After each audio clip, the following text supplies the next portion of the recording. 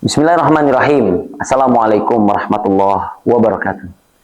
Sahabat Mida dimanapun Anda berada, yang semoga selalu dalam lindungan Allah Subhanahu wa Ta'ala. Jumpa lagi dengan saya Rizky Haidsul Haq dalam konten yang sudah cukup lama vakum, yaitu Qohwah, Qaul wa Hikmah. Dimana pada kesempatan kali ini kita akan saling menasehati agar semangat dan giroh dalam beramal kita bisa lebih meningkat. Dan khususnya untuk diri saya pribadi, dan semoga bisa bermanfaat sedikit untuk sahabat Mida dimanapun Anda berada. Kami terus mengajak, jangan lupa sahabat Mida yang baru menonton video ini, dukung terus dengan cara like, comment, dan subscribe. Jika sahabat Mida mendapati manfaat dari kanal YouTube ini, jangan lupa di-share seluas-luasnya agar manfaat bisa dirasakan oleh halayak yang lebih luas. Barakallahu fikum. Hari ini kita akan membahas tentang sebuah nasihat yang kita kutip dari seorang ulama besar, dari seorang ulama yang sudah diakui keilmuannya, bukan seorang ulama yang masih bertaraf nasional. Ini merupakan seorang ulama yang sudah diakui keilmuannya dan sudah diakui di berbagai macam negara. Pengen tahu apa bahasannya? Maka tonton lengkap video ini agar bisa mendapatkan kalimatnya dan juga nasihat-nasihatnya secara utuh. Yang kita bahas hari ini adalah apa yang diwasiatkan oleh seorang imam yang bernama Al-Imam Asy-Syafi'i rahimahullahu ta'ala. Seorang imam yang sangat populer dan terkenal khususnya kita di kalangan masyarakat Indonesia.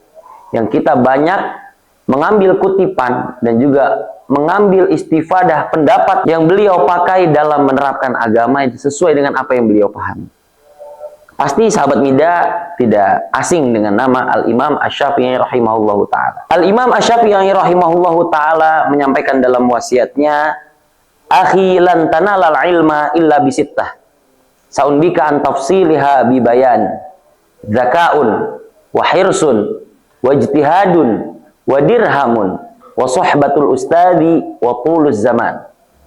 Ada 6 poin yang diuraikan dalam wasiat beliau, yang dimana artinya adalah, wahai saudaraku, wahai muridku, wahai pengikutku, engkau tidak bisa mendapatkan ilmu kecuali engkau jalani 6 perkara ini. Kita masuk ke poin yang pertama, yaitu adalah zakaun. Zakaun artinya adalah kecerdasan. Dimana kita dalam menuntut ilmu diminta untuk memakai kecerdasan kita. Bukan yang cerdas dalam arti IQ yang tinggi. Misalkan seseorang memiliki IQ di atas 150 sampai 200, bukan itu yang dimaksud dengan kecerdasan. Tapi kecerdasan di sini adalah bagaimana dia memanage diri atau idaratun nafs. Dia mengontrol diri, dia memanage diri kapan waktunya belajar, kapan waktunya beristirahat, dan kapan waktunya beraktivitas lainnya. Artinya dia perlu cerdas dalam mengatur dirinya. Ketika orang sudah cerdas dalam mengatur dirinya, maka dia akan menemukan ritme. Dia akan menemukan jalan yang terbaik dalam proses menggapai apa yang dia inginkan. Makanya kenapa kecerdasan itu menjadi penting menurut wasiat Imam Syafi'i. Bahkan di dalam Al-Quran pun kita diminta untuk mengatur hari-hari kita, mentanzim segala urusan kita. Dalam firman-Nya Allah Subhanahu wa taala menyampaikan, "Ya ayyuhalladzina amanu wal tanzur nafsum ma qaddamat lighad." Dalam Al-Quran pun menyampaikan kita diminta untuk mempersiapkan diri kita apa yang akan kita bawa besok. Dan itu perlu manajemen yang rapi.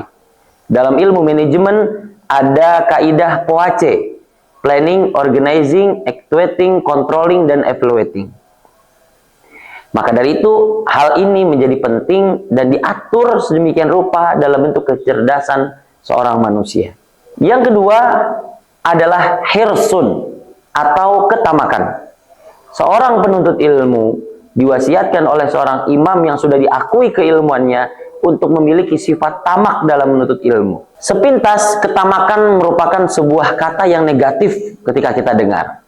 Namun berbeda dalam proses menuntut ilmu, dibutuhkan proses ketamakan dalam diri seorang penuntut ilmu agar dia terus merasa kosong, agar dia terus merasa membutuhkan ilmu dan tidak cepat merasa puas.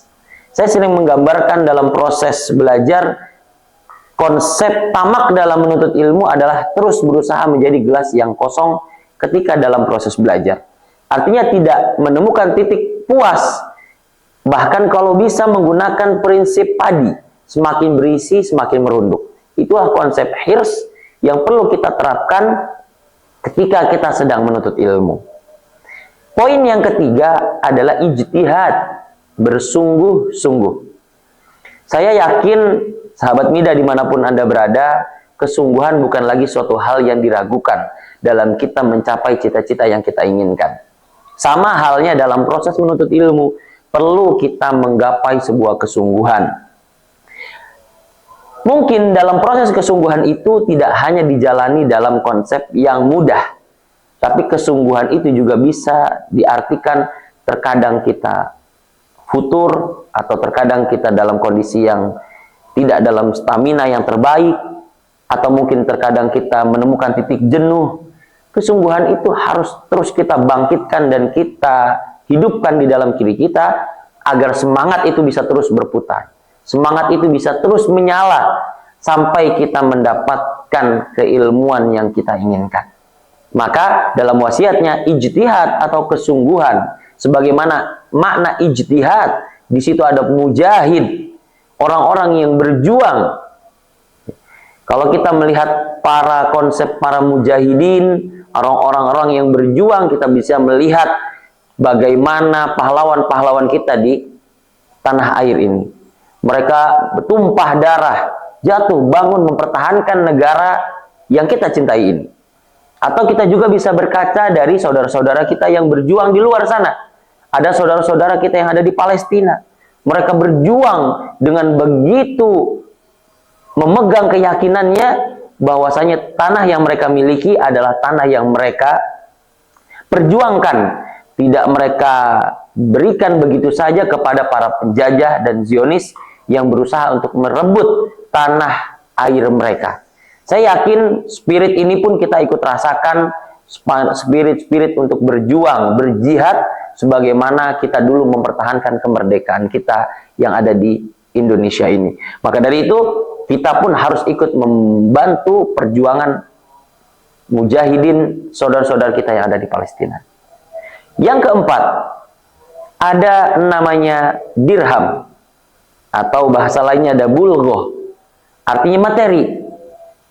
Tidak bisa dipungkiri, dalam menuntut ilmu pasti kita membutuhkan materi yang perlu kita keluarkan.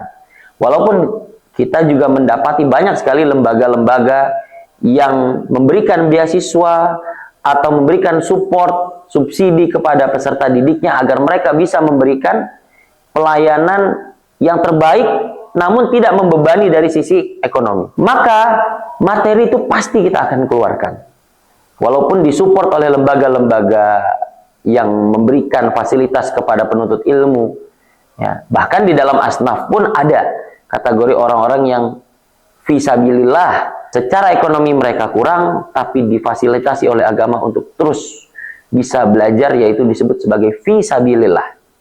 Kita pun di Yayasan Mitra Dai Indonesia ikut mensupport para pembelajar-pembelajar, khususnya para pembelajar ilmu agama, agar mereka ke depan bisa menjadi dai-dai yang bisa berkontribusi untuk bangsa dan negara, bahkan di daerah-daerah yang mungkin jarang disentuh oleh kita seperti di pelosok atau di daerah 3T. Jadi kesimpulannya tidak ada proses belajar yang tidak membutuhkan yang namanya material, walaupun di dalamnya mungkin bersifat relatif. Ada yang nominalnya kecil dan ada yang nominalnya besar, sesuai dengan kemampuan. Tapi saya yakin semua itu pasti akan dicatat oleh Allah Subhanahu wa Ta'ala sebagai sebuah perjuangan di jalan Allah. Dalam hadisnya, baginda kita Nabi Muhammad SAW menyampaikan, man kharaja fi talabil ilm fahuwa fi sabilillah, maka dia sedang berada di jalan Allah hatta yarji', sampai dia kembali pulang. Maka saya yakin ketika kita sedang berada di jalan Allah, tidak mungkin Allah memalingkan pandangannya kepada kita. Dan yang kelima adalah sohbatul ustadz, atau adab dan muamalah yang baik kepada guru. Guru merupakan wasilah dari Allah Subhanahu wa Ta'ala untuk kita mendapatkan ilmu.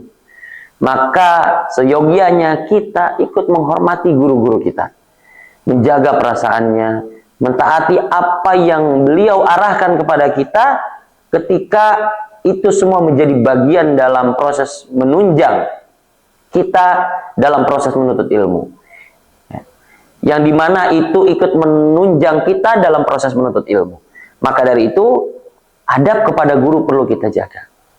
Jangan sampai keberkahan ilmu ini tidak kita dapat ketika kita melupakan upaya untuk mendapatkan keberkahan dari seorang guru. Mintalah nasihatnya, mintalah masukannya, sharing kepada guru-guru kita agar kita mendapatkan pencerahan dalam mengambil sikap. Sayyidina Ali karamallahu wajhah menyampaikan bahwasanya ana abdun liman allamani harfan. Aku siap menjadi hamba bagi orang yang mengajarkanku walau satu huruf. Dari sini mengajarkan kita betapa pentingnya kita menghormati seorang guru. Dan yang terakhir adalah tulus zaman, proses yang panjang. Ini juga saya yakin sahabat Mida tidak bisa memungkirinya. Bahwasanya dalam mencapai segala sesuatu pasti butuh proses, butuh waktu, butuh tahapan demi tahapan agar apa yang kita capai itu bisa kita dapatkan. Sebagaimana kita dulu dalam proses besar tumbuh kembangnya kita, bayi ke balita, balita ke remaja, remaja ke dewasa, pasti itu semua ada proses-proses yang perlu kita jalani. Maka menuntut ilmu pun demikian. Seorang ulama besar yang kita jadikan poin-poinnya pada pembahasan kali ini pun menjalankan proses yang begitu panjang dan tidak mudah. Imam Syafi'i sudah menghafal Quran dari kecilnya. Ada karya Imam Malik yang begitu fenomenal, yaitu kitab Muwatta Imam Malik. Itu sudah dihafal oleh Imam Syafi'i, baru beliau berguru kepada Imam Malik. Dan proses panjang itu perlu kita jalani secara sabar, perlu waktu. Kadang pun kita mungkin merasakan ujian, kelelahan, letih, dan lain sebagainya. Itulah yang akan menjadi butiran-butiran pahala yang memberatkan amalan kebaikan kita dalam proses menuntut ilmu ini.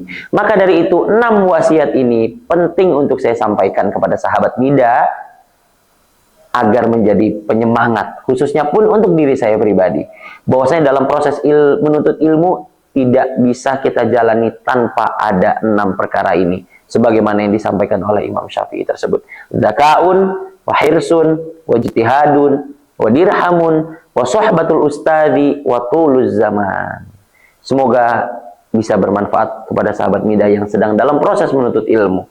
Walaupun proses menuntut ilmu ini tidak sebentar dan tidak mudah, ada dari sahabat Mida yang mungkin baru belajar di umur-umur kepala 5 atau umur kepala 4, tidak menutup kemungkinan untuk kita bisa terus belajar. Yakinlah, ketika ada keinginan pasti ada jalan dari Allah Subhanahu wa Ta'ala.